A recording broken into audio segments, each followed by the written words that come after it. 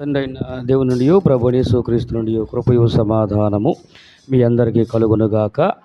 మన ప్రభుని యేసుక్రీస్తు నామములో మిమ్మల్ని అందరికీ కూడా ఈ ఆదివారపు బల్ల కార్యక్రమంలోనికి వాక్యంలోనికి పరిశుద్ధ గ్రంథంలో దేవుని యొక్క వాక్య భాగం మనం ప్రత్యక్ష గుడారంలో ధ్యానం చేస్తూ ఉన్నాము. గడిచినటువంటి దినము ప్రత్యక్ష గుడారం యొక్క కొలతలు, ఆ పరిశుద్ధ స్థలాన్ని యొక్క కొలతల గురించి మనం మాట్లాడుకున్నాం. ఈ దినమున పరిశుద్ధ స్థలము లోపల ఉన్నటువంటి ఉపకరణాలు గురించి మనం ధ్యానం చేసుకుందాం. ఎందుకంటే మరి ఆ ఉపకరణాల్లో దేని గురించి ధ్యానం చేస్తామో నేను చెప్పకుండా మీరు చెప్పవచ్చు. ప్రత్యక్ష గుడారములో ఉపకరణాలు, ముఖ్యమైన ఉపకరణాలు పరిశుద్ధ స్థలంలో 3 ఉన్నాయి. ఆ మూడింటిలో ఇప్పుడు ఏది ధ్యానం చేస్తావో నేను చెప్పకుండా మీరు చెప్పవచ్చు అంటున్నా. అనుకో అన్న ధూపవేది గురించి ధ్యానం చేస్తామన్నాడు. మరి మీరు చెప్పండి. మీరు ఇంకా ఛాన్స్ ఇచ్చా. ఇవాళ ప్రత్యక్ష గుడారం పరిశుద్ధ స్థలంలో ధ్యానం చేస్తాం. పరిశుద్ధ స్థలంలో 3 ఉపకరణాలు ఉన్నాయి. ఈ 3 ఉపకరణాల్లో మనం దేని గురించి ధ్యానం చేస్తాం అంటే నేను చెప్పకుండా మీరు చెప్పవచ్చు. ఎందుకంటే ఆ చెప్పే అవకాశం వాళ్ళు ఉంది కాబట్టి చెప్పా. అన్నేమో ధూపవేది గురించి ధ్యానం చేస్తాం అన్నారు. మీరు ఛాన్స్ బాయ్స్కి ఇచ్చా. మీరు దేని గురించి అక్కడ ఉన్నదే 3 ఉపకరణాలు. కొంచెం ఇట్టే గుర్తుపట్టేయచ్చు. సరే, ఉపకరణాల పేరు చెబుతాను, అప్పుడు ఏం ధ్యానం చేస్తాం మీరు చెబుదురు. కానీ పరిశుద్ధ స్థలంలోకి వెళ్ళిన తర్వాత ఉండేటువంటి ఉపకరణాలు: 1 ధూపవేదిక, 2 దీపస్తంభము, 3 రొట్టెల సముఖపు బల్ల. చెప్పండి, ఇప్పుడు ఏం చేస్తారు అంటే చెబితే తప్ప చెప్పలేరు అన్నమాట. ఇవాళ ఆల్రెడీ బల్ల కార్యక్రమం ఉంది కాబట్టి ఖచ్చితంగా ఈ 3 బల్లను గురించి మనం ధ్యానం చేసే అవకాశం ఉందన్నమాట. మంచి దేవునికి స్తోత్రం. మూలవాక్యముగా దేవుని యొక్క పరిశుద్ధ గ్రంథంలో నుంచి నిర్గమకాండము 25వ అధ్యాయం, నిర్గమకాండము 25వ అధ్యాయము 23వ వచనాన్ని మూలవాక్యంగా చదువుకొని ఈ పగటి కాలం యొక్క వాక్య లేఖన ధ్యానం చేద్దాం. మరియు నీవు తుమ్మకర్రతో ఒక బల్ల చేయవలెను. దాని పొడుగు 2 మూరలు, దాని వెడల్పు 1 మూర, దాని ఎత్తు 1.5 మూర. దేవుడి మాటలు దీవించునుగాక. ప్రార్థన చేసుకుందాం. అందరూ కూడా ప్రార్థన ఏకీభవించండి. సర్వశక్తిమంతుడా, మహోన్నతుడా, భూమి ఆకాశములకు సృష్టికర్తమైన మా పరలోకపు తండ్రి, మీ ఘనమైన శ్రేష్టమైన పరిశుద్ధ నామానికి వందనాలు, స్తుతులు, స్తోత్రాలు మా ప్రభుని యేసుక్రీస్తు నామములో చెల్లిస్తున్నాము. నాయన, గడిచినటువంటి ప్రభా నా తండ్రి 10 నెలలు ప్రభా నాయన ఈ 2020 సంవత్సరంలో మీ రెక్కల నీడలో మమ్మల్ని అందరినీ భద్రపరిచి, బలపరిచి, సంరక్షించి, ఆదరించి, ప్రేమించి, పోషించి, సజీవులుగా ఉంచి నేడు నా ప్రభా ఈ యొక్క 11వ మాసం నవంబర్ నెల నా ప్రభా 2వ తేదీ నా ప్రభా నీ సన్నిధిలో నాయన నీ స్తుతించుటకు మీరు కృప దయచేశారు. అందరిని బట్టి మీ కృతజ్ఞతాస్తుతులు చెల్లిస్తున్నాము నాయన. ప్రభా, మునుపటి కంటే అధికమైన మేలుతో రాబోయే దినంలో మీరు ఇంకొక మమ్మల్ని పోషించే దేవుడు నాయన, మమ్మల్ని భద్రపరిచే దేవుడు అయినాడని ప్రభా మిమ్మల్ని కనపరుస్తున్నాం. ఈ లేఖనాన్ని ప్రభా మేము ప్రత్యేకించి పరిశుద్ధ సన్నిధిలో ధ్యానం చేయబోతుండగా ఎంతవరకు పాటల్లో తోడైనటువంటి దేవుడు, ఆరాధనలో తోడైనటువంటి దేవుడు, లేఖనాల్లో కూడా సహాయం చేసి నాయన నీ వాక్య జ్ఞానము మాకు అనుగ్రహించి ప్రకటిస్తున్న నీ మాట హృదయాల్లో స్థిరపరిచి ఈ వాక్యం ద్వారా మేము మేలు పొందుకుని మీకు మహిమ తెచ్చే వారికి కృప అనుగ్రహించమని యేసు నామమున అడుగుతున్నాము తండ్రి, ఆమేన్. మంచిది. చదవనటువంటి వాక్య భాగంలో ప్రత్యక్ష గుడారం చెప్పాను కదా. మనము ప్రత్యక్ష గుడారం యొక్క పరిశుద్ధ స్థలం లోపలికి ప్రవేశించేసాం. వచ్చేసారు అందరూ కూడా. పరిశుద్ధ స్థలము దేవుని యొక్క సంఘ కాలాన్ని సూచిస్తుందని గడిచినటువంటి వారంలో చెప్పాం. పరిశుద్ధ స్థలం యొక్క కొలతలను బట్టి మనం ఏం జ్ఞాపకం చేసాం పోయిన వారంలో? పరిశుద్ధ స్థలం చేయడం కొలతలను బట్టి పరిశుద్ధ స్థలం అనేటువంటిది ఇది సంఘం యొక్క కాలాన్ని సూచనగా ఉంది. ఎందుకంటే పాత నిబంధన అంతా కూడా కొత్త నిబంధన ఛాయా రూపంలో ఉందన్నారు. కాబట్టి పాత నిబంధన ప్రతి సంఘటన కొత్త నిబంధనలో నిజస్వరూపము క్రీస్తులో నెరవేరుతూ ఉన్నాయి. పాత నిబంధన ప్రత్యక్ష గుడారము ఒక ఛాయ, దాని నిజస్వరూపము ఇప్పుడు కనపడతా ఉంది. పాత నిబంధనలో గుడారము కనపడతా ఉంది. పాత నిబంధన ఆవరణము ధర్మశాస్త్ర కాలాన్ని సూచిస్తూ ఉంది. పాత నిబంధన గ్రంథంలో బలిపీఠము కొత్త నిబంధనలో శిలువ బలియాగాన్ని సూచిస్తూ ఉంది. పాత నిబంధనలో ఉన్నటువంటి యాజకుల పరిచర్య కొత్త నిబంధన యాజకుల పరిచర్యను సూచిస్తూ ఉంది. కొత్త నిబంధనలోకి వచ్చినటువంటి ప్రతిదీ కూడా పాత నిబంధన ఆల్రెడీ దేవుడు ఒక ఛాయ రూపంలో పెట్టి ఉన్నారు. అలాగనే ఇతడి గంగాలము ఒక ఛాయగా ఉంది. అక్కడ అది కూడా మనం ధ్యానం చేసాం. నీళ్ళను గురించి కానీ, గంగాలను గురించి కానీ, ఇత్తడిని గురించి జ్ఞానం చేసాం. అలాగనే ఇప్పుడు పరిశుద్ధ స్థలంలోకి వచ్చి అడుగు పెట్టాము. పరిశుద్ధ స్థలంలో కూడా ఇది కొత్త నిబంధనకు ఛాయ. దేనికి ఛాయగా ఉంది? పరిశుద్ధ స్థలంలో పెట్టిన ఉపకరణాలను బట్టి చూస్తేనే ఇది సంఘమునకు ఛాయ రూపంలో ఉందన్న సంగతి మనకు అర్థమవుతా ఉంది. అంటే ప్రత్యక్ష గుడారంలో ఉన్నటువంటి ఉపకరణాలన్నీ కూడా మీరు ధ్యానం చేస్తే సంఘములో ఉన్నటువంటి దేవుడు రాబోయేటువంటి దినాల్లో తన రక్తములో కడగబడినటువంటి సంఘం యొక్క కాలం సూచిస్తూ ఉంది. అనగా ఈ భూమి మీద యేసుక్రీస్తు రక్తములో కడగబడినటువంటి సంఘము ఎంతకాలము ఈ భూమి మీద ఉంటుందో ఇది ప్రత్యక్ష గుడారములోనే దేవుడు ఆ కొలతలు ఇచ్చి మనకు నేర్పించాడు. ఆ కొలతలను కనుక మనం ధ్యానం చేసి ఆ కొలతలను కనుక మనం లెక్క కడితే యేసుక్రీస్తు ప్రభు యొక్క రాకడ సందర్భం ఏ సందర్భంలో జరిగిద్దో, ఈ భూమి మీద సంఘం ఎంతకాలం ఉంటుందో మనకు దాన్ని బట్టి అర్థమవుతూ ఉంటుంది. అలాగనే మరి ఆ ప్రభు యొక్క రాకడలో ఎత్తబడేటువంటి ఈ సంఘము ఎత్తబడకంటే ముందు ఎలాగున బ్రతకాలో అందులో ఉపకరణాలను బట్టి మనకు అర్థం అవుద్ది. మీకు అర్థమైతే సపట్లు కొట్టండి, మీకు అర్థం కాకపోయినా సపట్లు కొడతా ఉండండి. అర్థమైందండి. కాబట్టి ప్రత్యక్ష గుడారం యొక్క పరిశుద్ధ స్థలము సంఘానికి సూచన అయితే, సంఘము క్రీస్తు ప్రభు యొక్క రాకడలో ఎత్తబడే లెక్క అయితే, అనగా ఎత్తబడకంటే ముందే మనం ఎలాగున నడుచుకోవాలో ఈ ఉపకరణాలన్నీ కూడా చూస్తే మనకు అర్థమవుతూ ఉంటుందండి. ఈ ఉపకరణాలన్నింటిలో కూడా మనకు అక్కడ కనపడితే ఒక మాట మీకు గుర్తు చేస్తాను.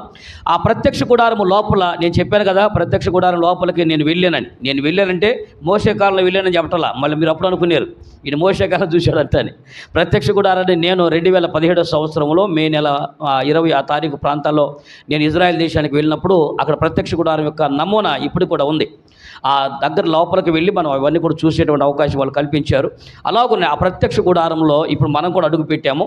ఈ ప్రత్యక్ష గుడారంలో ఏమని ఇక్కడ రాశాడంటే, నిర్గమాకాండంలో మీరు చేసేటప్పుడు ఏం చేయమని చెప్పాడు మీరు చూడండి ఒకసారి. నీవు తుమ్మకరతో దానిని, నిర్గమాకాండం 25వ అధ్యాయం 23వ వచనంలో, మరియు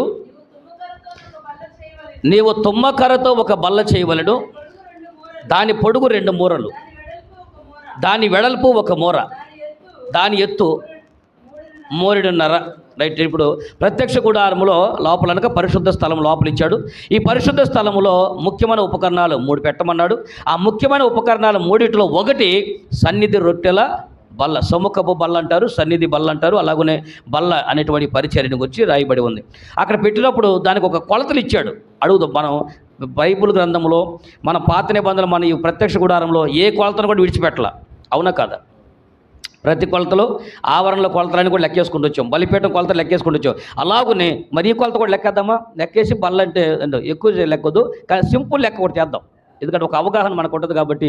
ఈ బల్లను గుర్తు చేసేటప్పుడు ఈ పరిచర్య అనగా ఈ బల్ల దేనికోసం ఇచ్చాడు, ఈ బల్ల దేనికోసం చేయమన్నాడు? నాయంక చూస్తారు తల్లులారా, 30 వచ్చింది చదవండి ఒకసారి. ఈ బల్లని దేనికోసం చేయమన్నాడు? ఆ బల్ల మీద ఏముండాలి? నిత్యము నా సన్నిధి రొట్టెలను బల్ల మీద ఉంచవలెను. ఇప్పుడు చెప్పండి, ఇప్పుడు ఈ బల్ల ఇచ్చినటువంటి బల్ల చేయమన్నాడు కదండి.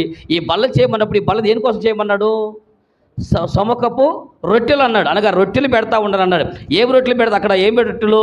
అక్కడ గోధుమలతో చేసినటువంటి రొట్టెలు దానిపై పెట్టాలి. ఆ రొట్టెలు కూడా మీ లేవియాకాండం చూస్తే అక్కడేం రాస్తే 24వ అధ్యాయంలో లేవియాకాండంలో అయితే 6 వరుసలు అనగా 2 వరుసలుగా పెట్టమంటారు. 6 రొట్టెలు ఒక పక్క, 6 రొట్టెలు ఒక పక్క. మేము వెళ్ళి చూశాను, అది ఆల్రెడీ నేను వీడియో కూడా అప్లోడ్ చేశాను. 6 రొట్టెలు ఆ బల్ల మీద, ఒక పక్క 6 రొట్టెలు, ఇంకో పక్క 6 రొట్టెలతో మొత్తం రొట్టెల బల్ల చేయించాడు. రైట్. ఈ బల్లలో నుంచి మీకు ఒక చిన్న పాఠము నేర్పించి ఆ తర్వాత ఈ రొట్టెలను కూర్చున్నటువంటి బల్ల పరిచర్యను గురించి, బల్ల అనేది మనకు కనపడగానే మనమేమి నేర్చుకోవాలి ఇది కూడా చూద్దాం. ఎందుకంటే పాత నిబంధన కొత్త నిబంధనకు ఛాయ కాబట్టి పాత నిబంధన జరిగినటువంటి ఈ సంఘటన కూడా కొత్త నిబంధనలు మనకు ఏదో పాఠాన్ని నేర్పిస్తూ ఉందని సంగతి తెలుసుకుందాం. అయితే ఈ కొలతలు లెక్కేద్దాం. ఎంత పొడవు ఎంత ఇచ్చాడు? బల్ల చేయమన్నారు. ఈ రొట్టెల బల్ల ఎలా ఉండాలంటే ఏం చేయాలా? 2 మూరలు పొడవు, 1 మూరెడు వెడల్పు, ఎత్తు 3.5. ఇప్పుడు నేను చెప్పాను కదా, పొడవు ఎక్కువగా ఉండి వెడల్పు తక్కువగా ఉంటే ఏం గుర్తొచ్చింది ఇక్కడ మనకి? దీర్ఘచతురస్రం గుర్తొచ్చింది. దీర్ఘచతురాకార వైశాల్యం సూత్రం ఏం చెప్పాము? మాకేడ చెప్పారంటారా? దీర్ఘచతుర వైశాల్యానికి ఒక సూత్రం వేసాం, అలాగే దీర్ఘచతుర ఘనపరిమాణానికి మనం ఒక సూత్రం వేసాం. ఏమండి ఏం వేసామండి? 2 ఇంటూ పొడవు ప్లస్ వెడల్పు ఇంటూ ఎత్తు. చెప్పండి మళ్ళా. 2 ఇంటూ పొడవు ప్లస్ వెడల్పు ఇంటూ ఎత్తు అన్నాడు. అంటే పొడవు వెడల్పుడు కూడి దాన్ని 2తో మల్టిప్లై చేసి, ఎందుకు మల్టిప్లై చేయాలి 2తోనంటే 2 పొడవులు వస్తాయి, 2 ఎత్తులు వస్తాయి, 2 పొడవులు 2 వెడల్పులు వస్తాయి. ఎత్తు ఎన్ని వస్తాయి? 2 ఎత్తులు వస్తాయి. అన్ని కలిపి ఒకటే ఎత్తు ఉంటుంది. కాబట్టి పొడవులు మాత్రం 2 పక్కలు ఉంటాయి కాబట్టి 2 పక్కల పొడవులు ఉంటాయి, 2 పక్కల వెడల్పు ఉంటాయి. అందుకని 2 ఇంటూ పొడవు ప్లస్ వెడల్పు ఇంటూ ఎత్తు వేయాలి కదా. ఇదే కదా దీర్ఘచతుర వైశాల్యము. సరే ఈ సూత్రం వేద్దాం. పొడవు ఎంత ఇచ్చాడు? 2 మూరలు ఇచ్చాడు. రైట్. వెడల్పు ఎంత ఇచ్చాడు? మోర్ ఇచ్చారు. 2+1 చెప్పండి. ఏంది నేను ఇంత పెద్ద ఐపీఎస్ ఐఏఎస్ లెక్కల 3 సరే ఇంటూ 2 అంటే 2 ఇంటూ పొడవు ప్లస్ వెడల్పు కదా, 2 3 6 ఇంటూ ఎత్తు ఎంత 3.5 చెప్పండి. 6 ఇంటూ 1.5 6 ఇంటూ 1.5 7. మీ దయ వల్ల నాకు కూడా లెక్కలు చేయపోయేటటువంటి. దీనికి ఎందుకు తల్లికి ఎంత కష్టపడతారు? 6 ఒకటిలో 6 6 అర్ధలు 3 3 + 6 9 6 ఇంటూ 3 అంటే 9. ఇప్పుడు చెప్పండి, సన్నిధి రొట్టెల యొక్క బల్ల యొక్క కొలత టోటల్గా మనకి ఎంత వచ్చింది? 9 వచ్చింది. ఏం గుర్తొస్తుంది 9? పరిశుద్ధ బైబిల్ గ్రంథంలో కొత్త నిబంధనలో 9 అనే సంఖ్య గుర్తు రాగానే మీకేం గుర్తు రావాలి? మాకు అసలు ఏమీ గుర్తు రావు నాయన, ఏమైనా గుర్తు చేస్తే నువ్వు గుర్తు చేయి, మేము వింటాము అనా. ఏం గుర్తు రావట్లేదా? ఆత్మఫలం ఏమనగా, పోలీసు గుర్తు చేసుకోండి, ఇప్పుడు గుర్తొచ్చింది గ్యారెంటీగా. ఆత్మఫలం ఏమనగా, గలతీ పత్రిక గుర్తొచ్చింది 5వ అధ్యాయం 22వ వచనంలో ఆత్మఫలం ఏమనగా చెప్పండి. ఏం రాసి ఉంది అక్కడ? గలతీ పత్రిక 5వ అధ్యాయము 22వ వచనము. అయితే ఆత్మఫలం ఏమనగా ప్రేమ, సంతోషము, సమాధానము, దీర్ఘశాంతము, దయాళత్వము, మంచితనము, విశ్వాసము, సాత్వికము, ఆశానిగ్రహము. రైట్. ఇప్పుడు ఎన్ని ఉండే మొత్తం లెక్క పెట్టారు అక్కడ? ఎన్ని ఉండే? ఆత్మఫలం అనగా ఫలం ఒకటే, ఆ ఫలంలోని 9 తొనలు ఉన్నట్టుగా 9 రకాలైనటువంటి ఫలాలకు ఫలభరితమైన తొనలుగా మనము ఉండాలన్నాడు. అనగా సన్నిధి రొట్టెల బల్ల చేసినప్పుడు, అనగా ఎవరైతే ఈ బల్ల మీద చెయ్యేస్తారో, ఎవరైతే ఈ బలను స్వీకరిస్తారో, ఎవరైతే ఈ బల్లను తీసుకుంటారో, ఎవరైతే ఈ రొట్టెలు తీసుకుంటారో వాళ్ళకి ఏం ఉండాలి చెప్పండి? ఫస్ట్ నాయక చూస్తారు, చదివింది మర్చిపోయారా? ఈ బల్లను చూడగానే దేవుడు ఏ కొలతలు ఇచ్చాడు? 9 అనేటువంటి 9 మూరల కొలత వస్తుంది మనకి, అవునా? ఈ బల్ల మొత్తాన్ని మనం క్యాలిక్యులేషన్ చేస్తే దీనికి ఒక సూత్రం వేస్తే ఎన్ని వచ్చింది? ఇటు 2 మూరలు ఎడల్పు మూర, ఎత్తు బోర్నర్ వచ్చింది. ఈ కొలతలు లెక్కేస్తే మనకి ఏమొచ్చింది? 9 మూరలు వచ్చింది. 9 అనే సంఖ్య దేన్ని సూచిస్తూ ఉంది? ఆత్మ ఫలమును చూపిస్తూ ఉంది. ఆత్మ ఫలములు ఏముండయి? ప్రేమ ఉంది. అనగా మొట్టమొదటి బల్ల మీద చేసేవాడికి ఏముండాలా? ప్రేమ ఉండాలి. రెండోది ఏముండాలా? సంతోషం ఉండాలి. అనగా బల్లం తీసుకున్నప్పుడు పరిశుద్ధ దేవుడి సన్నిధికి వచ్చినప్పుడు పరిశుద్ధ స్థలం అడుగు పెట్టేవాడు సంతోషంతో రావాలి. ఏమన్నా జనులందరూ దేవుని యొక్క మందిరం వెళుదు అనగా నేనేం చేశాను అన్నాడు దావీదు గారు? ఏమనలేదండి. దావీదు జనులందరూ మందిరంలోకి వెళ్దాం రండి అని, పరిశుద్ధ దేవుని మందిరానికి వెళ్ళా రండి అనగానే దావీదు గారు అంటే నేను సంతోషించితిని అన్నాడు. అంటే మందిరానికి ఎలా వెళ్ళాలి? సంతోషంతో వెళ్ళాలి. వాక్యం చదివినప్పుడు ఎలా చదవాలి? అమ్మ వాక్యం చదువుతున్నారా? వాక్యం చదువునంటే చదువుతాంలయ్యా. అమ్మ ఈ వాక్యం ఎప్పుడు అయిపోతాయేమో. ఆదియందు దేవుడు భూమి ఆకాశం, ఆదియందు దేవుడు భూమి ఆకాశం యొక్క జీవితాంతం అసలు వాక్యం చదవడం ఎంత భారంగా చదువుతారో తెలుసా అండి? దేవుడి యొక్క వాక్యాన్ని ఎలా చదవమన్నాడండి? దావీదుని అడుగుదాం. దావీదన్న దేవుని యొక్క వాక్యము ఎలా చదవమని చెప్పేవాయనంటే, దేవారాత్రము దాన్ని ధ్యానించుచు ఆనందముతో, మొదటి కీర్తన గ్రంథం 1వ అధ్యాయం 1వ వచనంలో ఏమని రాసండి? దుష్టుల ఆలోచన చొప్పున నడవక, పాపుల మార్గం నిలవక, అపహాసన కూర్చుండు చోటు కూర్చుండక, ఏమన్నారు తర్వాత? యెహోవా ధర్మశాస్త్రం నందు, అంటే చదువుతూ ఆనందించాలా? ఆనందిస్తూ చదవాలా? చదివి ఆనందించాలా? ఆనందిస్తూ చదవాలా? ఆనందించుతూ దేవారాత్రం దాన్ని ధ్యానించువాడు, అంటే బైబుల్ దగ్గర రాబోయేటప్పటికి మనకేం రావాలి చెప్పండి? ఆనందంతో రావాలి, సంతోషంతో రావాలి. ఏమండి? ఎంతో ఉప్పొంగుతూ ఇక్కడ చదవాలంటే సంతోషంగా బైబిల్ తీయాలి. కానీ మనం బైబిల్ ఆనందంగా చదువుతామా? బాధ చదువుతున్నారా? బైబిల్ చదవటమే పెద్ద భారం అయిపోయింది, భారభరితం అయిపోయింది, అలాగైపోయింది. కానీ దేవుడి సన్నిధిలో సంతోషం ఉండాలి. ఎప్పుడైతే నువ్వు బల్లలో చేయేస్తున్నావో ఏముండాలి? ఇప్పుడు ఆ బల్ల అనేటువంటి ఎక్కడ పెట్టాడు కదా, ఆ బల్ల కొలతలు ఇచ్చినప్పుడే నువ్వు బల్ల చూసిన ప్రతిసారి నీకు 9 అనేసి గుర్తు రావాలి. గుర్తుపెట్టుకోండి. మీరు ప్రతి నెల మామూలుగా అయితే ప్రతి వారము తీసుకోవాలి, ప్రతి వారము దేవుని బల్ల తీసుకోవాలి. ఎందుకు? ఆ బల్ల యొక్క ఉద్దేశమే అది. ఎందుకంటే మనము చేసినటువంటి లోపాలు, మనలో ఉన్న పాపాలు నెలకోసారి గుర్తుపెట్టుకోవడం ఈజీయా, వారానికి ఒకసారి గుర్తుపెట్టుకోవడం ఈజీయా? ఏమండి ఇంకా ఏ రోజుకి ఆ రోజు అయితే ఇంకా బాగుంటుంది. కానీ ఏ రోజుకి ఆ రోజు కలుసుకుంటా ఉంటే బోర్డు పెడతాడు అని మీరు అంటారు కాబట్టి రోజు రోజు బలం తీసుకోవడం కదా బాబు. ఏమండి ఇంకా కొత్త నిబంధన పరిచర్యలో వారు అనుదినము ప్రారంభమైనప్పుడు అనుదినము వాళ్ళు అవకాశం ఉన్న ప్రతి ఒక్కరు కూడా రొట్టెని తీసుకుంటా ఉన్నారు. అయితే ఈ రొట్టె దేనికోసం చేశాము? మనల్ని పరిశుద్ధపరచడానికి, మన పాపములు మనం కడుక్కోవడానికి, మన పాపను మనం దిద్దుబాటు చేసుకోవడానికి అది జరుగుతుందండి. అలాగే దిద్దుబాటు చేసుకునేటువంటి ప్రక్రియ వారం పెట్టుకునేటువంటి మరి ఎక్కువ అవకాశం ఉండదు. అయినా సరే మనం నెలకోసారి పెట్టుకుంటున్నాం. నెలకోసారి ఈ బల్ల దగ్గర మీరు రాగానే మీరు బల్ల తయారు చేశారన్నా? ఇప్పుడు మనం రొట్టెలు రెడీ చేసాం కానీ బల్లం తయారు చేశారండి? బల్లని మిగిలినటువంటి అంటే మనకి ఏదైతే అనుకూలం ఉందో అది చేస్తారు. ఇక్కడే కాదండి, ఎక్కడైనా అంతే. బల్లం తయారు చేశారంటే మరి ఈ కొలత ప్రకారం బల్ల కూడా చేయాలి కదా. ఏమండి అయితే ఈ కొలతలు ఎందుకు చేయలేదు అడిగామనుకోండి, అది పాత నిబంధనల కొలతలు బాబు, కొత్త నిబంధనలు కాదంటారు.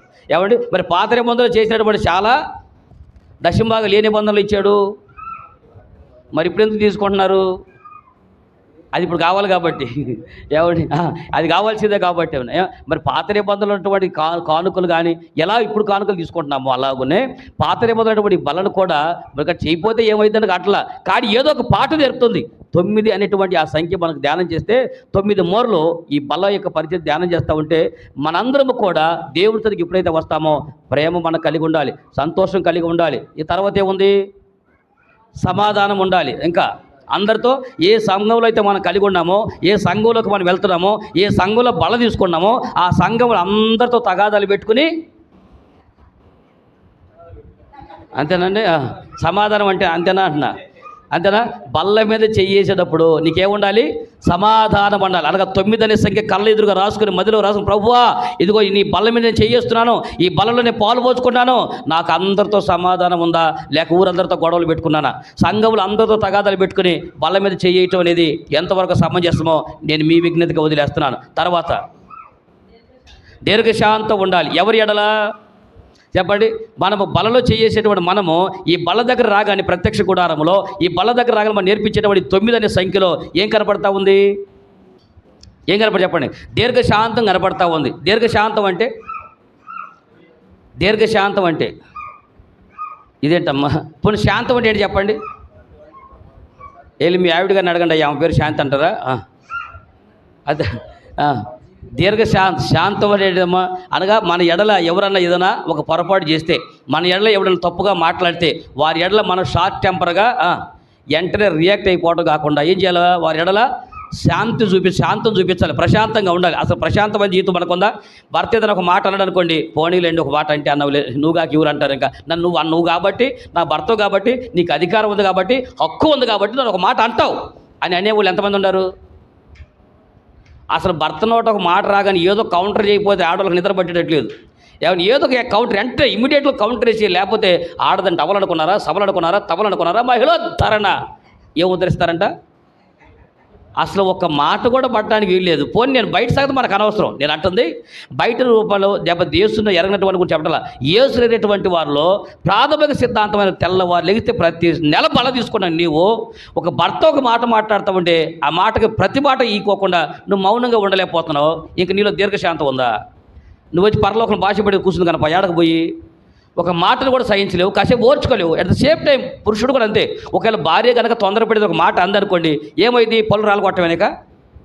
ఇప్పుడు ఒక మాట అందనుకోండి, వెంటనే మనం రియాక్ట్ అయిపోతే ఇంక నువ్వు తెల్లవారు లెగిసిన కాడ నుంచి నిత్యము ఈ బల్ల తీసుకున్నప్పుడు గుర్తురాటలా భార్య మన ఎడలో ఒక పొరపాటు మాట మాట్లాడనుకున్నాం, ఏదైనా ఒక పొరపాటు చేసింది అనుకున్నాం, మనకేముండాలి?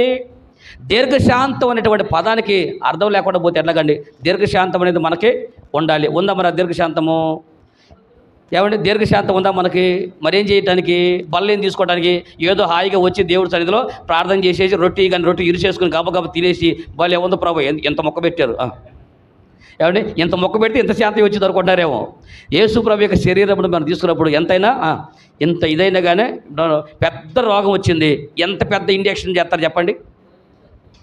మనకి పెద్ద రోగం వచ్చింది జనాలకి, పెద్ద రోగాన్ని బట్టి ఇంత పెద్ద ఇంజెక్షన్ మోసుకెళ్తాం చూశారు ఎక్కడన్నా? పెద్ద ఇంజెక్షన్ ఎవరు చేస్తారు? పెద్ద ఇంజెక్షన్ ఎవరు చేస్తారు? గేదెలకి బర్రెలకి చేస్తారు. ఏమండి? మనిషికి పెద్ద రోగం వచ్చింది కాబట్టి పెద్ద ఇంజెక్షన్, కాబట్టి ఎక్కువ కాలం రోగం ఉంది కాబట్టి ఇంతకుముందు పంపిస్తారు లోపలికి.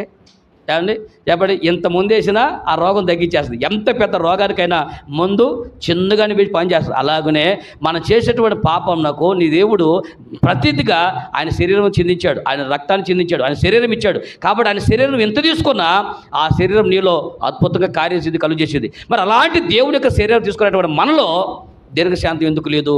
ఎందుకు మన భార్య భర్తలు కానీ, కుటుంబంలో వ్యక్తులు కానీ, సంఘంలో కానీ ఎవరన్నా మనం ఏదైనా ఒక మాట అంటే ఎందుకు అంత ఫాస్ట్గా రియాక్ట్ అయిపోతున్నారు? ఎందుకు ఏదో కౌంటర్ చేయలేకపోతున్నారు? ఇవాళ రేపు మీరు చూడండి, ఏ యూట్యూబ్ మీరు చూసినా, ఏ యూట్యూబ్లో వాక్యం వింటున్నా, ఒక పాస్టర్ గారు ఇంకో పాస్టర్ గారు ఏదైనా కౌంటర్ చేస్తే దీర్ఘశాంతం ఆయనకి లేదు. మళ్ళీ మేము బోధిస్తాం దీర్ఘశాంతం గురించి. మళ్ళీ ఏదో ఒక పాస్టర్ గారికి కౌంటర్లో, పాస్టర్ గారిని కౌంటర్లు వేసేయటం, విశ్వాసులు కౌంటర్లు చేయటం, సంఘ పెద్దలు కౌంటర్లు వేయటం, ఇలా వాళ్ళు ఏదంటే అది ఎంటర్ రియాక్ట్ అయ్యామంటే దీర్ఘశాంతం ఉన్నవాడు ఇలా మాటికి సమాధానం రియాక్ట్లు అయిపోతూ ఉంటాడండి సంఘంలో. అసలు మనం చూడగానే మనల్ని ఎన్ని మాటలన్నా దేవుడు యేసుక్రీస్తు ప్రభువారు ఏ బల్లను తీసుకున్నావో, ఏ రొట్టెను తీసుకున్నావో ఆ రొట్టె అనేటువంటి యేసు దీర్ఘశాంతము కలిగినటువంటి దేవుడు. నేను దీర్ఘశాంతము దయాలుతో కలిగినటువంటి దేవుడు. నిర్గమకాండ 34వ అధ్యాయంలో దేవుడి గురించి మాట్లాడుతూ ఆయన ఏమన్నాడు? 5వ వచనం అనుకుంటండి. నిర్గమకాండ 34వ అధ్యాయం 5వ వచనం, మేఘములు యెహోవా దిగి అక్కడ అతనితో నిలిచి యెహోవాను నామమును ప్రకటించెను.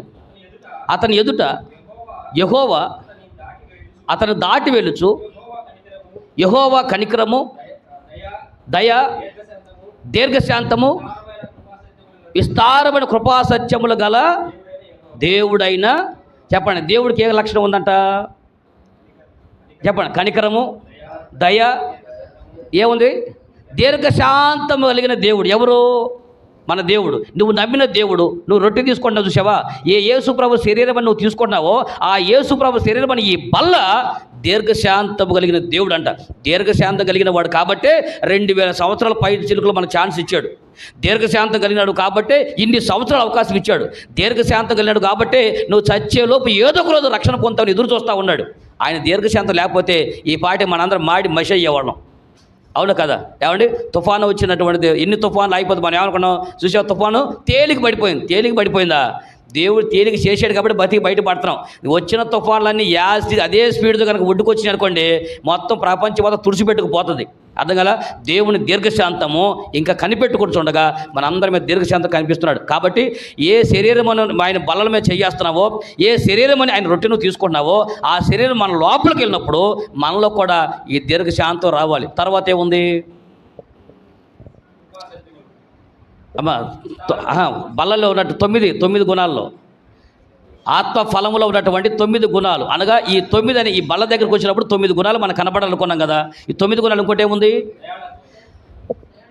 దయాలత్వం ఉంది. ఏముండాలి మనకి? దయ కలిగినటువంటి వారిగా ఉండాలి. మనం ఇతరుల ఎడల దయ చూపించే వారిగా ఉండాలి. మీరు చెప్పండి, దయ కలిగినటువంటి వారి మాట ఎలా ఉండదు చెప్పండి? దయ కలిగినటువంటి చూపు ఎలా ఉండదు చెప్పండి? ఒక మనిషి దయ కలిగిన వాడు అనే సంగతి. ఇప్పుడు యేసుప్రభు దయామయుడు అని చెప్పడానికి యేసుప్రభు బొమ్మ ఎలా వేస్తారు చెప్పండి? మామూలుగా అది రూపము అది ఎగ్జాక్ట్లీ కాకపోవచ్చు, కానీ రూపం వేస్తారు. దయ అనే రూపం ఎలా వేస్తారు? అది ఆ ఫేస్ ఇలా పెట్టినప్పుడే ఆయన దయ కనపడాలి. ఎప్పుడైనా యేసుప్రభు బొమ్మని ఎలా చూస్తారండి ఎవరన్నా? ఇట్లా పెడితే ఏమంటారు? ఏమండి దయ, ఇప్పుడు నా ఫోటో వేశారు, ఇట్లా పెట్టి నుంచొని ఏమంటారు? రవీంద్ర బాబు దయగలిగిన అంటారా?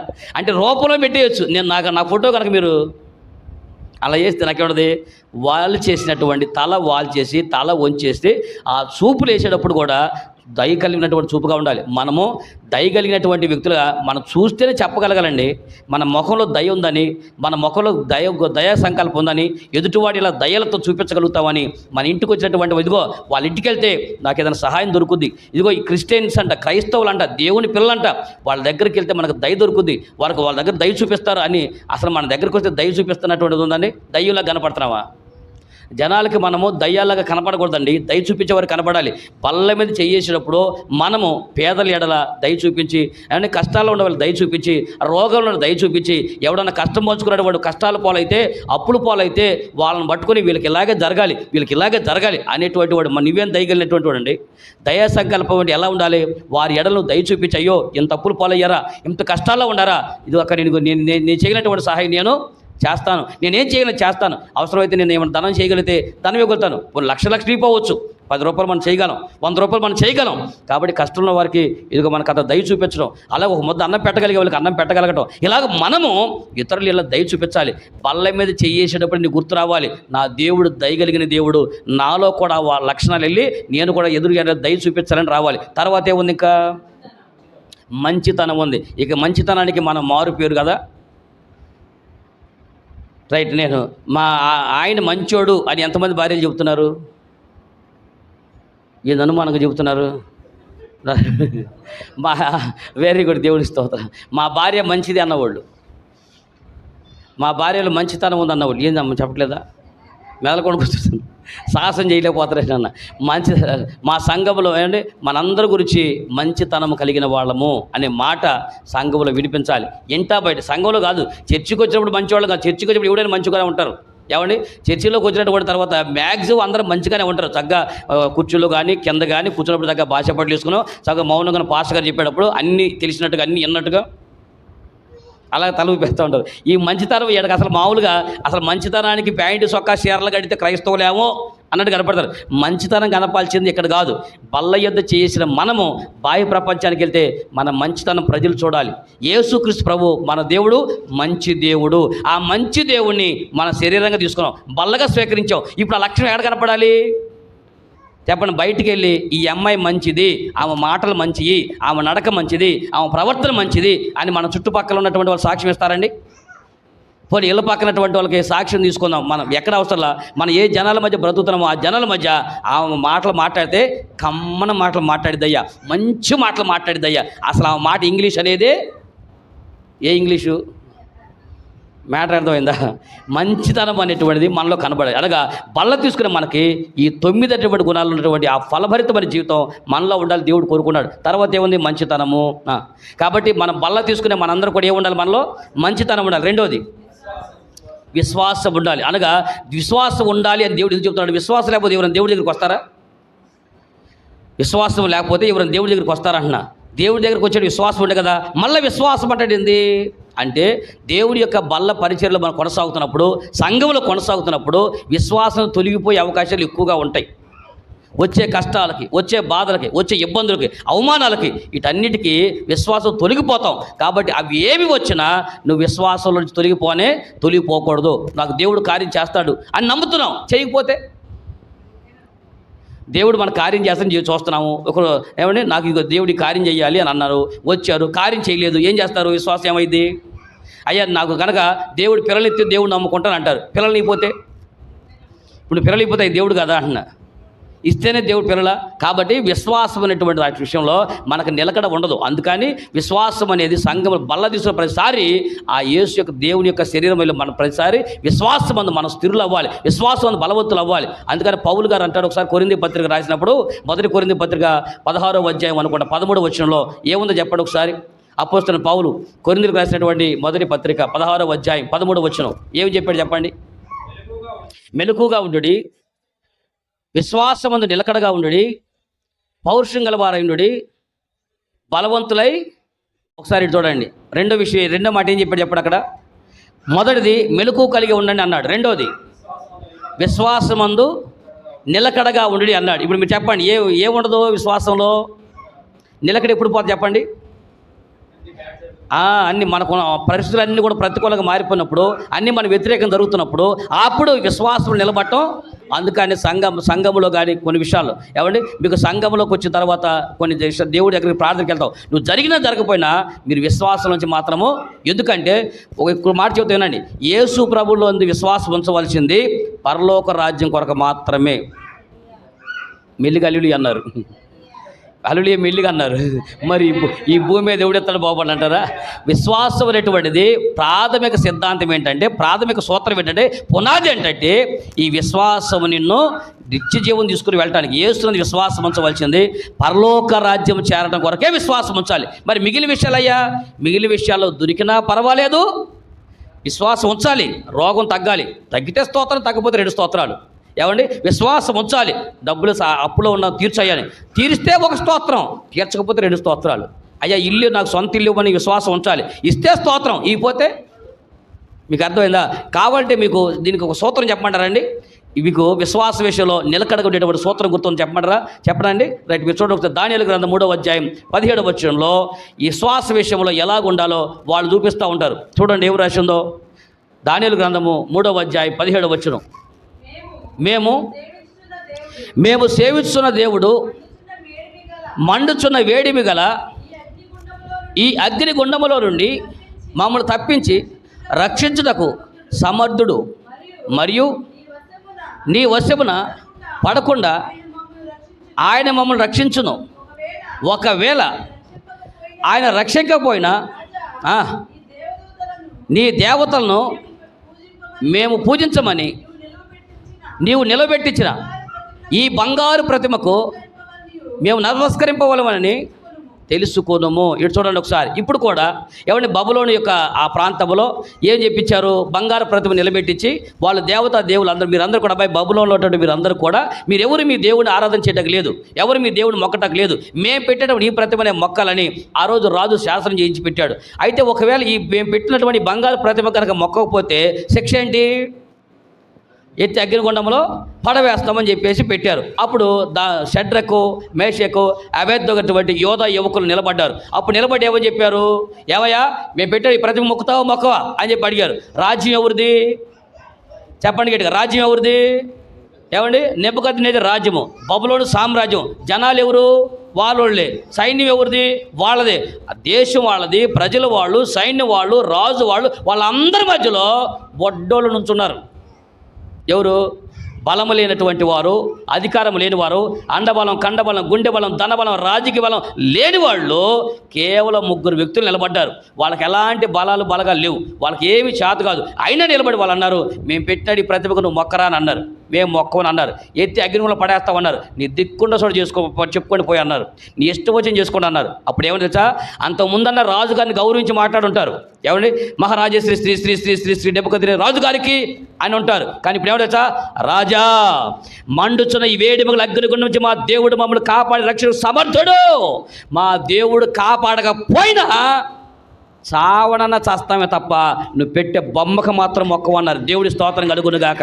ప్రాణాలు పోతే మా దేవుడు కాపాడతాడు, కాపాడగలడు. ఒకవేళ కాపాడలేదు అనుకోండి, ఏమనాలి? ఇప్పుడు చెప్పండి, విశ్వాసం అంటే ఎలా ఉండాలో. దేవుడి సంఘంలోకి వచ్చిన తర్వాత రొట్టె తీసుకున్న తర్వాత ఈ రొట్టె తీసుకున్నప్పుడు మన విశ్వాసం ఎలా ఉండాలంటే అన్ని మేలు చేస్తే విశ్వాసం కాదు, ఆయన మేలు చేయకపోయినా. అర్థవుతుందా? నాకు మా నాన్న అందరికి తల 1 సెంటు భూమి, 5 సెంట్లు భూమి సంపాదించాడు. అందరూ తల 1 సెంటు ఇచ్చాడు. కాబట్టి నాకు మా నాన్న స్థలం ఆస్తి ఇచ్చాడు కాబట్టి పెద్ద మొత్తం మా నాన్న అంట. ఈపోతే మా నాన్న గాడింది. ఏమండి? ఇప్పుడు మా నాన్న నాకు ఆస్తి లేదు, మా పెద్ద మొత్తం మా నాన్నగాడా? మీకు అర్థమైంది మ్యాటర్ ఏంటో? ఇప్పుడు డబ్బులు ఇస్తేనే మాకు నానేంటండి, స్థలం ఇచ్చినా మాకు నానే, ఆస్తులు ఇస్తే మా నానేంటండి, నాకు ఆస్తులు ఏమి ఈపోయినా మా నానే. అర్థమైందా? అలాగే మన దేవుడి యందు నీకు విశ్వాసము, ఆయన ఇస్తే విశ్వాసం నువ్వు ఉంచేది ఏంటండి? ఇస్తే ఎవరైనా ఉంటారు. అన్నీ చేస్తుంటే ఎవడైనా నమ్ముకుంటాడు. దీనికోసం పెద్ద మన సువార్త చెప్పలేంటి. అన్ని ఆస్తులు ఇస్తా ఉండి అన్ని అడిగిన ప్రభా ఇవ్వు ప్రభా, ఆకాశ వాకిలి విప్పి పట్టదాలం విస్తారమని దేవుడు దెమ్మరించు కొమ్మరించు ప్రభా, మొత్తం బొచ్చు పట్టుకు మొచ్చు మీద తీసుకుంటావంటే నువ్వు అడిగిన ప్రతిదీ ఇస్తా ఉంటే నమ్ముకోవటానికి ఎవడైనా నమ్ముకుంటాడు. ఇప్పుడు నేను వెళ్ళి సువార్త చెప్తాను, ఏమండి ప్రధానమంత్రి గారు మీకు ఏదైనా రోగం ఉన్నా కూడా తగ్గిపోతండి అని అన్నాను అనుకోండి, ఆయన రోగం కళ్ళము తగ్గిపోతే ఆయన నమ్ముకోడా? ముఖ్యమంత్రులైనా, ప్రధానమంత్రులైనా, అధికారులైనా, రాజులైనా నువ్వు సువార్త ఎవరికి చెప్తున్నా వాళ్ళందరికీ ఉన్న రోగాలు తగ్గిపోతాయి. మీకు ఒక్క మాట ఛాన్స్ ఇస్తున్నా, భారతదేశంలో ప్రజలు 90% మందిని ఒక్కసారిగా యేసు వైపు తిప్పండి, మార్గం తెచ్చండి. ఆ 90% మంది అప్పుల్లోనే ఉన్నారు. అద్భుతమైన మాట నోట్ చేసుకోండి. భారతదేశం అప్పుల్లో ఉంది. నేను మన వాక్యం చెప్తాను అన్నాను, అప్పుల గురించి మీరు ఎంతమంది బాధపడుతున్నారన్న. మనలందరూ చెయ్యెత్తి మేము చాలా శ్రమలో ఉన్నాం, చాలా కష్టంలో ఉన్నామని అన్నారు ఒక సువార్త ప్రకటించేటప్పుడు. నేను అన్నాను, మీరందరూ అప్పులో ఉన్నారు కదండి, మీరు ఏమి దిగులు పడబాకనన్నా. ఏమంటారంటే మన దేశమే అప్పులో ఉంది, మన దేశాన్ని పాలించే వాళ్ళు, రాష్ట్రాన్ని పాలించే వాళ్ళే మన దేశాన్ని అప్పుల్లో నెట్టేశారు, రాష్ట్రాలు అప్పులో నెట్టేశారు. వాళ్ళే సిగ్గు శరం లేకుంటే మనకేంటక్క సిగ్గు అని అన్నా. అప్పు చేసి సిగ్గుపడాల్సిన కర్మేంటి మనకంటున్నా? మన దేశం అప్పుల్లో ఉన్నప్పుడు ఎవరైనా నాయకులు సిగ్గుపడ్డారా? మన రాష్ట్రాన్ని అప్పులు పాలు చేసినప్పుడు ఎవరైనా సిగ్గుపడుతున్నారా? మరి రాష్ట్రాలు దేశాలు వాళ్ళే దేశాల రాష్ట్రాలు అప్పులు పాలు చేసినప్పుడు వాళ్ళే సిగ్గుపడకుండా కాళ్ళ దగ్గర తిరుగుతూ ఉంటే ఆప్షనల్ మనం, అంతే కదండి. నీకు అప్పులు ఉంటే పెద్ద లెక్క ఉందండి. అందుకని అప్పులు ఉన్నప్పుడు దిగులు పడబోకని చెప్పా. ఎందుకంటే వాళ్ళు ఏదో క్యాలిక్యులేషన్ ఏదో ఒక రోజు మన అప్పు తీర్చగలమని ధైర్యంతో పరిపాలన చేస్తున్నారు. మన అప్పు ఖచ్చితంగా తీరుస్తూ పరిపాలన చేస్తున్నారు. కాబట్టి వాళ్ళు కూడా సిగ్గుపడతలేదు. కాబట్టి మా అయితే మన దేశం రాష్ట్రాలు కోట్లు లక్షల కోట్లు అప్పు ఉంది. మనకెన్ని కోట్లు ఉన్నాయి? మా అయితే 1,00,000 లేకపోతే 2,00,000. ఈ మాత్రం నేను చచ్చిపోతా, నేను పోతా అంటారు ఏంటండి? ఏమండి చిన్నది సాధించేది ఏంటండి? అందుకని నేను ఇప్పుడు చెబుతా ఉంటా, మనకి ఎవడన్నా అప్పిస్తే అడిగడిగి ఆడు చావాల్సింది తప్ప మనం చచ్చే పనే లేదని. అప్పులు చచ్చిపోవడం ఏంటండి? బతుకుంటే తీరుస్తాం, ఈ రోజు కదా ఇంకో రోజు మరొక రోజు. కానీ అప్పు చేసి భూమి మీద ఎవడికి రుణపడిపోయే ప్రసక్తే లేదు. ప్రతి వాడు రుణము తీర్చగలగాలి. కాబట్టి కష్టం వచ్చినప్పుడు, బాధ వచ్చినప్పుడు అన్నీ దేవుడు ఇస్తూ ఉంటే ఎవడైనా దేవుడు నమ్ముకుంటాడు. అన్ని రోగాలు దేవుడే రోగం తీర్చేస్తాడు. దేవుడు రోగం మొత్తం తీసేస్తే ఈ పాటి ప్రపంచ దేశాలన్నీ దేవుడు నమ్ముకుంటాయి. ఏమండి దేవుడు ఇలా చేసేస్తాడు, అన్ని చేస్తాడు. ఇలా అన్నీ చేస్తేనే విశ్వాసం కాదండి. నీకు చేసినా చేయపని ఒకటే, ఈ భూమి మీదకి వచ్చిన మనిషి పాపం నుంచి విడిపించబడి పరలోక రాజ్యంలో చేరాల్సిందే. ఎందుకంటే మనిషి అనేవాడికి శాశ్వత కాలం మరణం అనేది లేదు. శాశ్వత కాలం జీవుతూ ఉంటాడు. ఆ జీవము నిత్యము జీవిస్తాడు. కాబట్టి ఆ నిత్యము జీవించే ఈ మనిషి యొక్క ఆత్మ నరకములో ఉండాలో పరలోకంలో ఉండాలో ఇక్కడ బతికే బతుకు మీద ఆధారపడి ఉంటుంది. ఎక్కడ బతికే ఈ బ్రతుకులో యేసునందు విశ్వాసం ఉంచితే ఖచ్చితంగా విశ్వాసం ఉంచిన వాళ్ళు చనిపోతారు, విశ్వాసం ఉంచిన వాళ్ళు చనిపోతారు. అయితే విశ్వాసం ఉంచి చనిపోయిన వాడు ఆత్మ ఎప్పటికీ నరకాన్ని పోకుండా నిత్య జీవంలో జీవిస్తూనే ఉంటాడు. దేవుడి స్తోత్రం కలుగును గాక. కాబట్టి నీ ఆత్మ నిత్య జీవానికి వెళ్ళటానికి నువ్వు యేసునందు విశ్వాసం ఉంచాలి. అంతే తప్ప ఈ శరీర కోరికలు తీసుకోవడం కాదు. కాబట్టి బల్ల మీద చేస్తున్నప్పుడే నీకు విశ్వాసంలో నిలకడగా ఉండాలని తెలుసుకోవాలి. తర్వాత ఏముంది? సాత్వికము. ఎలా ఉండాలి సాత్వికం అంటే? భూమి మీద సాత్వికుడి పేరు, ఒక పేరు చెప్పండి గబక్కనే. భూమి మీద ఏమనండి? భూమి మీద మోషే సాత్వికము కలిగినటువంటి వాడు అని అన్నాడు. సాత్వికంతో బదులిచ్చేవాడు, సాత్వికంతో సమాధానం చెప్పేవాడు. ఇంత సాత్వికం అనే పదం ఎప్పుడు వచ్చింది చెప్పండి? దేవుడికి ఆయన మోషేని సాత్వికుడు అనే మాట ఎందుకు వాడగలిగాడు? ఎబ్రీ పత్రిక 3వ అధ్యాయం భూమి మీద ఏమండి 3వ అధ్యాయం అనుకోండి ఎబ్రీ పత్రిక అక్కడ అంటాడు, దేవుని ఇల్లంతటిలోకి మోషే నమ్మకముగా ఉండినట్లుగా ఏమండి ఆయన ఎంత సాత్వికుడు. పైగా ఇంకో మాట కూడా చెప్పండి. యేసుక్రీస్తు ప్రభు వారు ధన్యతల కొండ మీద మాట్లాడుతూ ఏమని చెప్పారు? సాత్వికులు ధన్యులు అన్నారు. వాళ్ళు ఏం చేస్తారంట? సాత్వికులు ధన్యులు అని అన్నారు. ఏం చేస్తారు చెప్పండి? ఆడ 5వ అధ్యాయంలో ధన్యతల గురించి మాట్లాడాడు కదండి దేవుడు. మాట్లాడినప్పుడు పరలోక రాజ్యము ఆత్మ విషయమై దీనులు అనేవారు ధన్యులు, వారి పరలోక రాజ్యము వారిది అని చెప్పారు. ఉందండి చూడండి ఒకసారి. ఆత్మవిషయ దీనులు అనేవారు ధన్యులు, పరలోక రాజ్యం వారిది అన్నారు. తర్వాత ఏం చెప్పారు? తర్వాత ఏం చెప్పారు? మనకి ఏడ గుర్తుండి ధన్యతలో? దుఃఖపడు వారు ధన్యులు, వాళ్ళు ఓదార్చబడతారు. సాత్వికులు ధన్యులు, వారు భూలోకమును రైట్. ఇటు చూడండి ఒకసారి. ఇప్పుడు బల్ల యొద్ద చేయి వేసేటప్పుడు, ఈ బల్ల మీద చేయి వేసేటప్పుడు నీకేం గుర్తు రావాలి? ఎప్పుడైతే యేసు ప్రభు యొక్క శరీరాన్ని మనం తీసుకుంటామో ఆ శరీరం తీసుకున్నప్పుడు మనకి బల్ల పెట్ట కొలతలు గుర్తు రావాలి. ఆ బల్ల పెట్ట వాడు కొలతలో క్లుప్తంగా మనకి ఏమొచ్చింది? 9 అనే సంఖ్య వచ్చింది. ఈ 9 అనే సంఖ్య దేనికి? పాత నిబంధనలో ఛాయ, కొత్త నిబంధనలో దానికి రూపం ఏది ఇచ్చాడు? ఆత్మ ఫలం ఇచ్చాడు. అనగా సంఘంలో ఉన్నటువంటి మనము, పరిశుద్ధాత్మ నింపబడినటువంటి మనము ఇప్పుడు మనం ఎలా ఫలించాలి అంటే, మనం ఎలాంటి ఫలంలో కలిగి ఉండాలంటే మనము సాత్వికము కలిగి ఉండాలి అని అన్నాడు. సాత్వికములు ధన్యులు, వారు భూమిని. ఇప్పుడు అనుకుందాం, మోషే సాత్వికుడే కదండి, మరి భూమిని స్వాధీనం చేసుకున్నాడా? ఏమండి ఈరోజు మీరు ఐగుప్తు దేశానికి ఇవాళ వెళ్ళండి, డబ్బులు ఉన్నప్పుడు వెళ్ళండి, లేదా ఒకరోజు వెళ్ళినప్పుడు మీరు అడగండి. ఐగుప్తు దేశంలో మోషేకి ఎంత పేరు తెచ్చండి. ఐగుప్తు దేశంలో వాళ్ళు దేవతా దేవుళ్ళకి ఎంత స్థానాన్ని ఇచ్చారో నవ్వేడే మోషే గారికి ఈరోజు ఐగుప్తు దేశం అంత స్థానం ఇచ్చింది. అర్థమైందా? ఈజిప్ట్ అనేటువంటి దేశము యేసుక్రీస్తు ప్రభు రక్షకుడు అంగీకరించేవాళ్ళు తప్ప, కానీ మోషే నాయకుడు అన్న వాళ్ళకి అంత అభిమానం, అంత ప్రేమ ఉంటుంది. మోషే యొక్క గుర్తులు నేటికి ఇప్పుడు కూడా సజీవముగా వాళ్ళ మధ్యలో ఉన్నాయి. ఎన్నేళ్ళు అవుతుందండి మోషే చరిత్ర? 3500 సంవత్సరాల క్రితం. ఏంటండి 3500 సంవత్సరాల క్రితము ఈజిప్టు దేశంలో ఒక మోషే అనే ఒక నాయకుడు బతికి వెళ్తే, మోషే అనే నాయకుడు 40 సంవత్సరాలు అక్కడ ఉంటే, ఆ తర్వాత ఇశ్రాయేలు అక్కడి నుంచి నడిపిస్తే ఆయన పేరు ఇప్పటికీ కూడా ఐగుప్తులో స్థిరపడిపోయింది. సాత్వికులు ధన్యులు, వారు భూలోకమును స్వతంత్రించుకుంటారు. ఇప్పటికీ ఈజిప్టే కాదు, ఇశ్రాయేలు దేశమైన యేసు ప్రభువును పోల్చేటప్పుడు కూడా యేసు ప్రభు కూడా ఏమండి, నా వంటి ఒక ప్రవక్త మీ లోకం వస్తాడు అని చెప్పి యేసు ప్రభు కూడా మోషేతో పోల్చుకుని మరి ఈ లోకానికి వచ్చాడని, నా వంటి ఒక ప్రవక్తని మీకు పంపిస్తాడు అని యేసు ప్రభు మోషేతో పోల్చుకోబడ్డాడు. అలాగున సాత్వికం కలిగిన వాడు ఇశ్రాయేలు దేశాన్ని స్వతంత్రించుకుంటా ఉంటారు. కాబట్టి సాత్వికం అనేది ఏమండి, ఇద్దరు ముగ్గురు ఉన్నప్పుడు కాదు, 25 లక్షల మంది, సుమారుగా 6 లక్షల కాల్బలములు అనగా బలవంతులైన 20 సంవత్సరాలు పైబడినటువంటి వారు, 60 సంవత్సరాల లోపలే 6 లక్షల మంది ఉంటే, ఆడోళ్ళు, పిల్లలు, ముసలోళ్ళు వీళ్ళందరూ కలిపి ఎంతమంది ఉంటారు? సుమారుగా 25 లక్షల మంది జనం.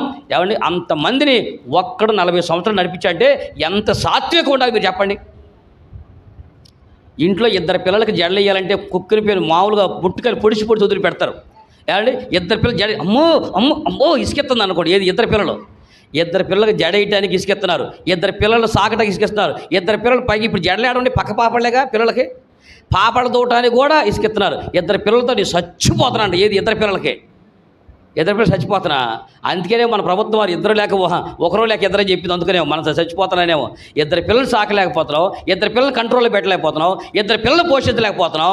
కానీ 25 లక్షల మంది జనాలు ఒక్కొక్కడు ఒక అభిప్రాయాలు, ఒక్కొక్కడు మాటలు, ఎంతమంది మాట్లాడుతున్నా ఎలా ఉండగలుగుతారు మీరు ఆలోచించండి. అంటే సాత్వికం ఎంత దేవుడు కనుక ప్రజలు, ఈ లోకంలో ప్రజలు ఎవరైనా మళ్ళీ ఏదైనా ఒక వాక్యం గురించి అడిగినప్పుడు, ఏదైనా ఒక వాక్యం గురించి అడిగినప్పుడు వాళ్ళు మేము ఇసురుకునో కసురుకునో కాదండి, సాత్వికంతో సమాధానం చెప్పాలి. ఎలాగునా దేవుని యొక్క వాక్యాన్ని కూడా సాత్వికంతో సమాధానం చెప్పాలి. ప్రజలతో మధ్య మనం వాక్యం చెప్పుడు, మా పాస్టర్ గారు ఒక సాత్వికుడు అని సాక్ష్యం జనాలు చెప్పగలిగేటట్టు ఉండాలి, మా విశ్వాసులు సాత్వికులని చెప్పగలిగేటట్టు ఉండాలి. ఇక్కడే కాదు, నేను మీకు వాక్యం చెప్పి ఏడే కాదు, నేను బయటకు వెళ్తున్నా, మీరు నా గురించి ఏదైనా సాక్షి ఉన్నప్పుడు మా రవీంద్ర బాబు పాస్టర్ గారండి ఆయన సాత్విక కలిగిన వాడని అన్నారు. అంతేగాని ఆడంత తగాదాల మరో దేశంలో లేడురా అని అనిపించుకున్నాను అనుకోండి, ఏం ఉపయోగం చెప్పండి. మీకు ఎంత వాక్యం చెప్పి ఉపయోగం ఏముంది? ఊరందరికి నీతులు చెప్పి నేనే గోతులో పడ్డాను అనుకోండి, అర్థమవుతుందా? కాబట్టి నేను సాత్వికం గురించి నేనైతే చెప్తున్నానో ఆ సాత్వికం నేను కలిగి ఉండాలి.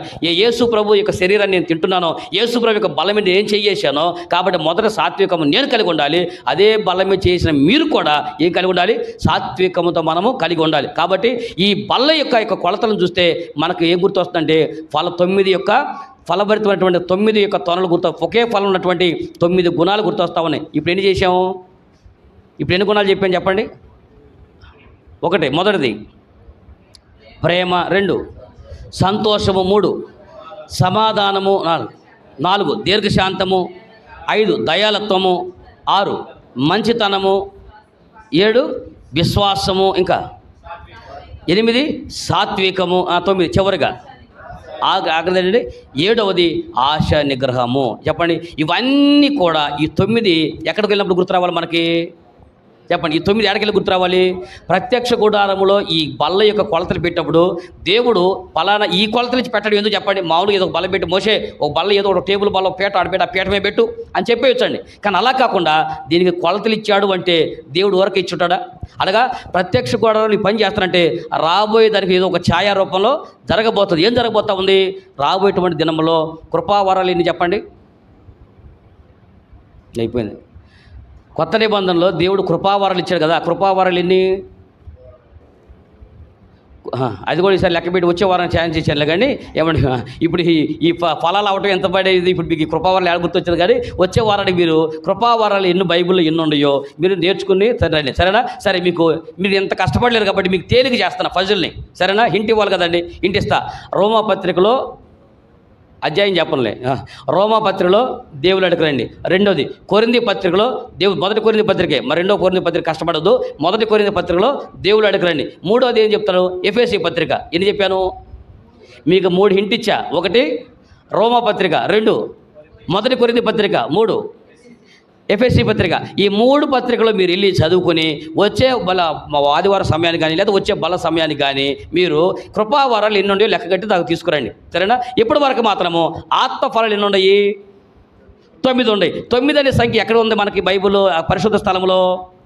ప్రత్యక్ష గుడారంలో పరిశుద్ధ స్థలంలో దాని యొక్క కొలతలు ఎప్పుడైతే దేవుడు ఇచ్చాడో ఆ కొలతలు కనుక మనం క్యాలిక్యులేషన్ చేస్తే 9 అనే సంఖ్య మనకి వస్తూ ఉంది. అంతకుముందు మన గుడారం కొలత చేసి పోయిన వారం గుడారం కొలత చేస్తే ఎంత వచ్చింది? మనకి 2000 వచ్చింది. 2000 సంఘ సూచన అయితే, అనగా ఈ సంఘం ఎత్తబడేటువంటి కాలమున కంటే ముందే మనము ఆ లోపల ఉన్నటువంటి మనము ఈ 9 తొనలను మనలో కలిగి ఉండాలి. ఎలా కలిగి ఉండాలంట? ఆశా నిగ్రహము. అంటే ఆశా నిగ్రహం అంటే ఏంటన్నా? దేవుడు ఎవరడు? ఆశగల ప్రాణములను తృప్తిపరచు అన్నాడు. అంటే ఆశ అంటే ఆశలు కలిగేటువంటి వాడికి అంతు చెప్పండి. ఆశ అనేది కొంతమంది ఆశ పట్టడంలో దేవుడు తప్పులేదండి, కానీ అత్యాశ, ఇప్పుడు ఆశ నిగ్రహం అనే మాట ఎప్పుడు వచ్చింది? అత్యాశ పట్టం అన్నమాట. అనగా ఆశ పడవచ్చు, కానీ అత్యాశ, దురాశ. ఎన్ని ఆశలు ఉన్నాయి? అత్యాశ, దురాశ. దేనికి చేటు? పూర్తి చేయండి. అమ్మో, గుర్తుపెట్టినట్టున్నారు క్యాప్షన్ బాగానే. దురాశ దుఃఖమునకు చేటు అని అన్నారు. అలాగనే అత్యాశ కూడా ప్రమాదకరమైంది. ఆశ పడవచ్చు, కానీ ఆశకి అత్యాశకి తేడా ఏంటి చెప్పండి? ఆశకి అత్యాశకి తేడా ఏంటి అంటున్నా? ఏమండి? ఆశమూర్యుడు చెప్పండి.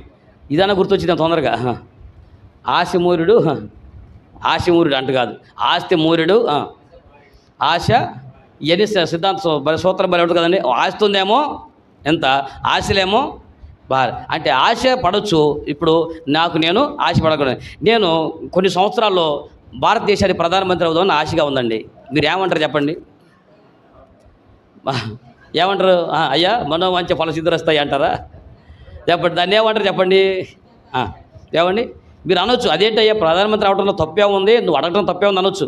కానీ నేను చెప్పే బోధకి, నేను బ్రతుకుతున్న బ్రతుకుకి, నేను ఉన్న తీరుకి, నేను అవ్వాల్సిన ప్రధానమంత్రికి సంబంధం ఉందండి?